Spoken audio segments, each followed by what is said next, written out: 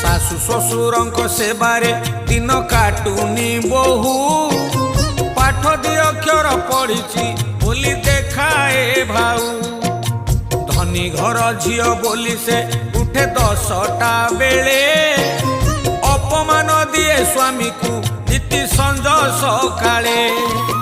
गोरी झियो बोली निजकू सीए भाबुची चांद स्वामी ता बिचरा भाबुची मोर कपाल मुंद